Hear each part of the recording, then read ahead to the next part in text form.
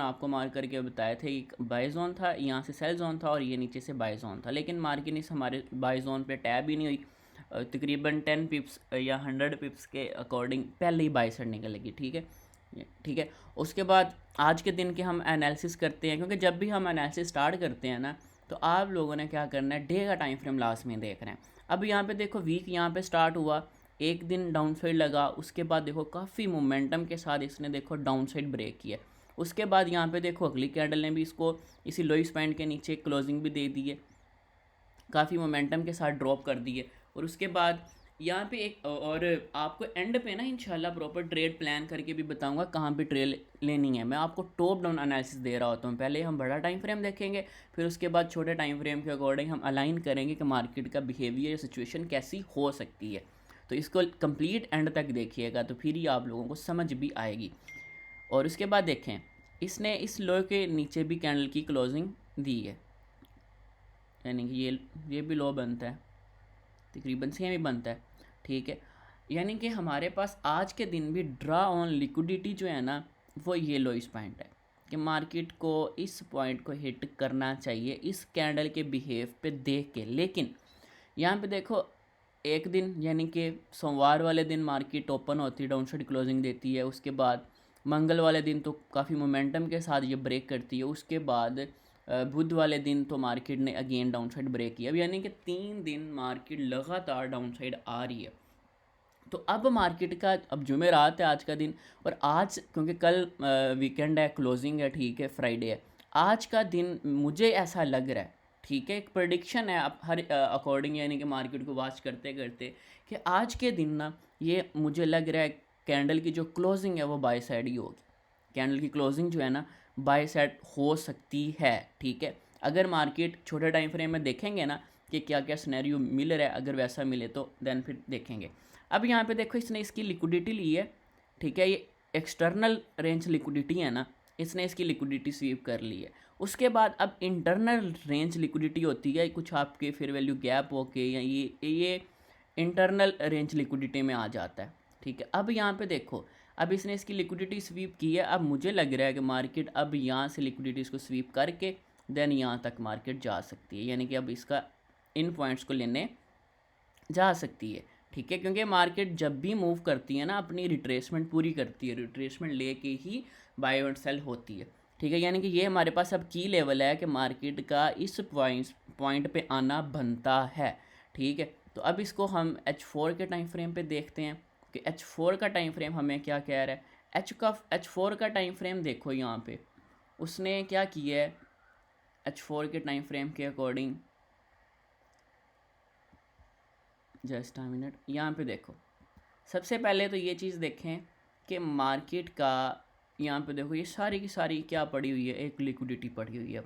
Market जो pending छोड़ के जा रही थी, पेंडिंग छोड़ी, यानी कि इन फ्यूचर, यानी कि ये जो लिक्विडिटी पॉइंट पड़े हुए हैं ना, सबसे ऊपर ये पड़ा हुआ है, तो ये मार्केट ने इन फ्यूचर 4777 जो है ना वो लगाना है। क्यों लगाना है? क्योंकि ये सारी की सारी लिक्विडिटी पड़ी हुई है, इन्होंने सेलर्स को ट्रैप करने जाना है। जैसी लिक्विडिटी लेगा मार्केट डाउन साइड मिल जाएगी, ठीक है, हमें आएगी।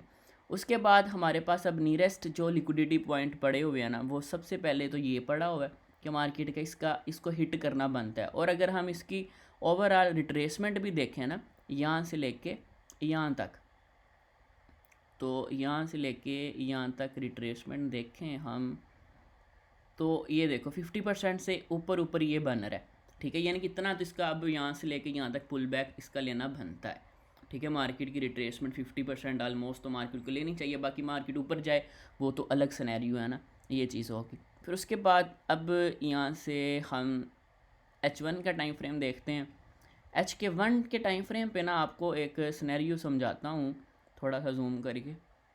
यहाँ पे देखो एक चीज़, मार्केट ने जब यहाँ पे आई, फर्स्ट टाइम टैप किया, बाय साइड रिजेक्शन दी, सेकंड टाइम टैप किया, बाय साइड रिजेक्शन दी, थर्ड टाइम टैप किया, बाय साइड रिजेक्शन दी, उसके बाद फिर यहाँ पे टैप किया, बाय साइड रिएक्शन दी, फिर यहाँ पे देखो इसने लोइस पॉइंट को स्वीप करके बाय साइड रिएक्शन दिया। यानी कि ऑलमोस्ट 4 मरतबा इसी जोन से मार्केट यहाँ से लेके यहाँ तक क्या कर रही थी, बाय साइड जा रही थी। ऐसे ही है, क्या कर रही थी, बाय साइड जब भी आती थी बाय साइड चली जाती थी। उसके बाद अगर यहाँ पे देखो मार्केट यहाँ पे टैब हुई डाउन साइड, यहाँ पे टैब हुई डाउन साइड, यहाँ पे टैब हुई डाउन साइड, यहाँ पे टैब हुई down side down side down side, और इतनी तेज़ी के साथ इसने देखो शार्प कैंडल के साथ इसने इसका ब्रेकआउट दे दिया। जैसे ही ब्रेकआउट दिया तो ये देखो सेल के लिए फेयर वैल्यू गैप था। अब यही जो फेयर वैल्यू गैप है ये इन्वर्जन बन जाता है, ठीक है, IFG बन जाता है। अब ये IFG बन गया है और IFVG के साथ यहाँ पे देखो फेयर वैल्यू गैप भी अलाइन हो रहा है, ऐसे ही है ना, यहाँ पे देखो, और साथ ये एक सेल कैंडल की विक भी अलाइन हो रही है। यानी कि ये हमारे पास एक काफ़ी, ये देखो काफ़ी स्ट्रॉन्ग पॉइंट है कि मार्केट इस पॉइंट से बाय साइड जा सकती है। यानी कि ये वाला जो जोन अगर हम यहाँ से इसको रिफाइन करें तो इतना सा बन जाता है। अब ये अब इस जोन का मतलब ये चीज़ नहीं है कि इधर आए डायरेक्ट ट्रेड कर लो, नहीं। अब H1 क्या है, प्रॉपर कन्फर्मेशन लेनी है इस जोन पे, और प्रॉपर आपका स्टॉप लॉस जो बनेगा इसी लोइस पॉइंट के कैंडल के नीचे बनता है, ठीक है। ऐसे नहीं आपने यहाँ पे ट्रेड कर लेनी, उसके लिए प्रॉपर आपको नॉलेज होना ज़रूरी होना चाहिए, ठीक है। अभी देखो कि ये इन्वर्जन भी है, फिर वैल्यू गैप भी है, सपोर्ट जो पहले रेजिस्टेंस का काम कर रही थी अब ये सपोर्ट का काम करेगी। हाँ, अगर इसके नीचे ही कैंडल की क्लोजिंग हो जाती है H1 की, यानी कि इसी लोइस पॉइंट के नीचे ही कैंडल की क्लोजिंग हो जाती है, तो तब ट्रेड करना हमारा नहीं बनता, ठीक है, तब ट्रेड करना हमारा नहीं बनता। हाँ, हमें चाहिए कि ऐसी आए तेज़ी के साथ विक पास कर दे, लेकिन क्लोजिंग इस जोन से इसके मिड के ऊपर दे दे, मिड के ऊपर दे देगी, हमारे लिए फिर ज़्यादा एक प्लस पॉइंट होगा कि मार्केट का मोमेंटम बाय साइड शिफ्ट हो सकता है, ठीक है। यानी कि आज के दिन के लिए ये एक की लेवल है, यानी कि जो मैंने आपको बताया कि हम यहाँ से बाय प्लान कर सकते हैं, और यहाँ पे भी फिर वैल्यू गैप बन रहा था, यहाँ से भी जा सकता है, लेकिन एक वैलिड जो जोन है वो यही है कि यहाँ से अगर मार्केट ऐसे रिट्रेसमेंट ले देन यहाँ से बाय, और टारगेट कहाँ तक, यहाँ तक, क्योंकि मुझे यहाँ पे कोई सेल जोन अभी नज़र नहीं आ रहा। अगर मार्केट में ये एक फेयर वैल्यू गैप पड़ा हुआ है कि यहाँ से मैं भी रिजेक्शन थोड़ी बहुत ले, ठीक है, और ओवरऑल यानी कि आज के दिन के लिए मैं जो एक्सेप्ट कर रहा हूँ ना, मैं बाय में ही एक्सेप्ट कर रहा हूँ, ठीक है। बाकी मार्केट है, मार्केट सेल भी आ सकती है, लेकिन बाय का प्रॉपर जोन बताया मैंने कि ये वाला जोन, ठीक है, इस जोन पे हमने मार्केट का सिनेरियो देखना है, ठीक है। यहाँ पे इसको थोड़ा सा इतना कर लें, यानी कि ये वाला जो जोन है, इस जोन पे अगर मार्केट आए तो आपको कोई बाय साइड अच्छी कन्फर्मेशन दे दैन ट्रेड करनी है। कैसे कन्फर्मेशन, मतलब कि आपको बता देता हूँ थोड़ी सी कन्फर्मेशन के बारे में भी, कि जैसे जस्ट अ मिनट, यहाँ पे देखो, इधर थोड़ा समझा देता हूँ। यहाँ पे देखो, जैसे ये जोन है, इस पे आई मार्केट, थोड़ा सा इस पे यानी कि 5 मिनट के टाइम फ्रेम पे शिफ्ट हो जाना है। मैं आपको ना दिखाता हूँ रिफाइन की हुई, यानी कि कहीं पे पड़ी हो ना, मुझे मिल जाए तो मैं आपको वो दिखाता हूँ कि आपने कैसे बाय प्लान करना है। मुझे यहाँ पे ना मिल जाए, मैं फिर बताता हूँ।